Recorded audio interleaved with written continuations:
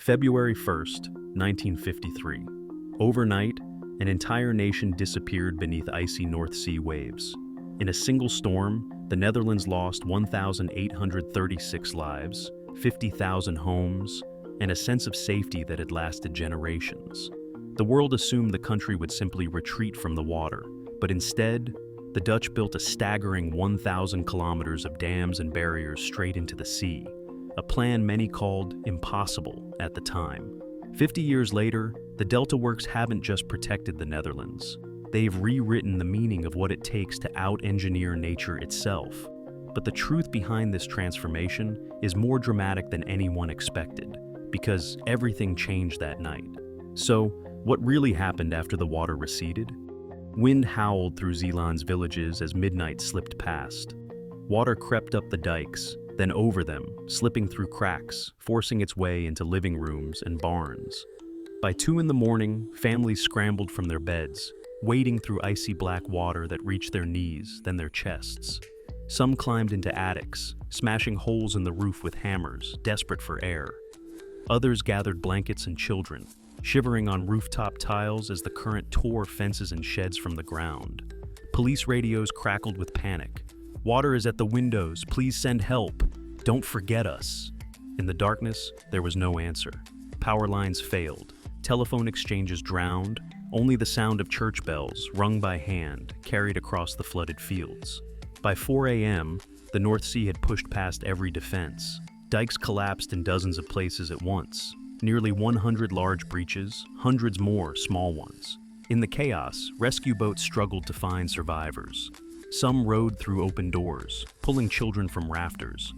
Others lost their way in the black water, calling names that vanished into the wind. For hours, people clung to rooftops, haylofts, and each other, waiting for daylight, the only connection to the outside world. Desperate radio broadcasts, pleading for help that could not come fast enough. The storm raged on, and with every hour, the water rose higher, swallowing homes, roads, and hope. Daylight revealed the true scale of devastation. Entire villages had vanished beneath a glassy sheet of water stretching to the horizon. Where roads once ran, only drifting roof tiles and splintered beams remained. In Zeeland, South Holland, and North Brabant, families stumbled from attics to find their homes gutted or swept away.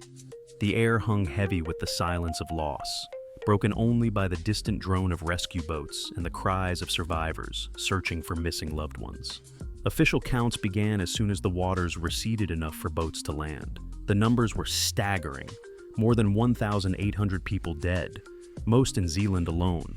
Over 50,000 houses and farm buildings destroyed or damaged beyond repair. Livestock drowned in their thousands. Fields coated with salt and debris.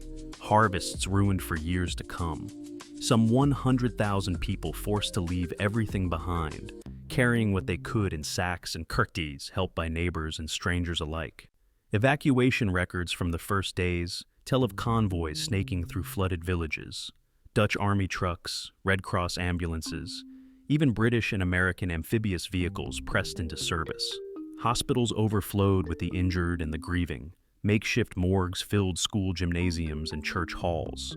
In the face of such loss, the national mood shifted from shock to resolve. Newspapers called for action, and politicians faced mounting pressure to guarantee that no family would ever again wake to such horror. The flood had not only drowned land and lives, it had swept away any illusion that old defenses could hold back the sea. Johan van Veen spent years warning anyone who would listen. In 1937, he filed his first report, blunt and urgent. The dikes were too low, the defenses too old. The next great flood only a matter of time. His memos grew more desperate as the decades passed. By the late 1940s, his language sharpened. "It is my painful duty to state that without drastic intervention, thousands will pay with their lives." Cabinet ministers called him a pessimist, an alarmist, even a nuisance. One parliamentary critic dismissed the Delta Plan as throwing money into the ocean. Van Veen pressed on, drafting new calculations, sketching barrier lines across the Delta. He faced rooms of officials who rolled their eyes and shuffled his reports to the bottom of the pile. Yet the warnings piled up. Each storm, each near miss, gave his words new weight. In private, he wrote of sleepless nights and the burden of seeing what others refused to see. Queen Juliana, visiting the flooded villages in 1953, made a vow: "This shall never happen again." For Van Veen, vindication came too late. He died just weeks before the Delta Act was passed, never seeing the first stone laid. But his relentless voice, ignored for so long, became the conscience of a nation determined to outbuild the sea. Parliament met in a city still drying out, faced with a decision no one could dodge. Finance ministers tallied the numbers: 12 billion euros in today's money, the largest civil works budget in Dutch history. Critics called it madness. One member asked, "How can we justify throwing a fortune into the sea?" But the old strategy, patching dikes after every flood, was finished. The country demanded certainty, not hope. Mathematicians and hydraulic engineers arrived with new tools: probability tables, risk models, and a single, astonishing promise. The new defenses would protect against a storm so rare it should happen only once in 10,000 years. This was not just rebuilding, it was rewriting the rules of safety. The standard, 1 in 10,000, became law. No other nation had attempted such a guarantee. The Delta Act passed, unlocking resources for 13 mega projects: dams, barriers, sluices, and artificial islands. Each segment mapped, costed, and scheduled for construction. The Cold War's shadow hung over the debate. Rotterdam's oil port was now a NATO lifeline, and the world was watching.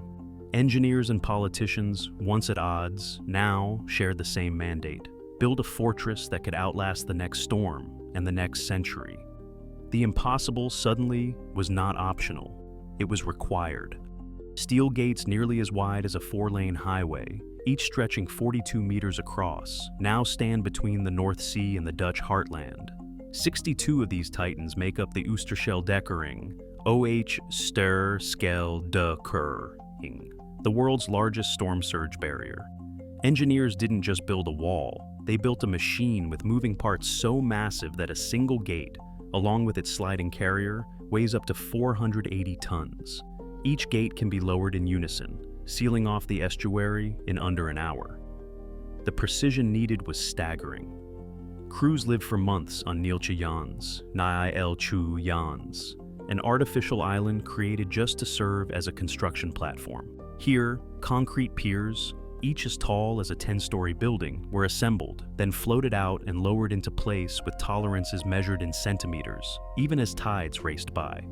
To test if these barriers could truly hold, engineers built the Delta Flume, a wave tank big enough to unleash North Sea storms indoors, pushing every design to its limit.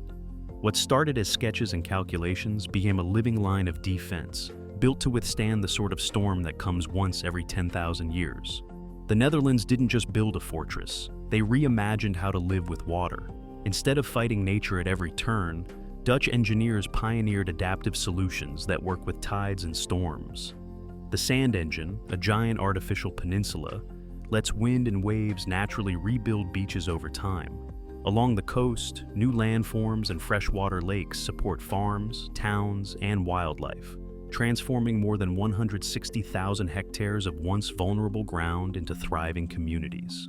Dutch consultancies now advise cities from London to Jakarta, exporting barrier designs and risk models tested against the North Sea. Projects like the Thames Barrier and Venice's Mosey system carry the DNA of the Delta Works. Today, the Dutch approach, flexible, nature-smart, always evolving, has become the gold standard for climate adaptation. 50 years after disaster, the lessons of the Delta have circled the globe, turning a national trauma into a blueprint for resilience in an uncertain world. In 1953, a single night claimed 1,836 lives and destroyed 50,000 buildings across the Netherlands. This loss drove the nation to build over 1,000 kilometers of dams and barriers.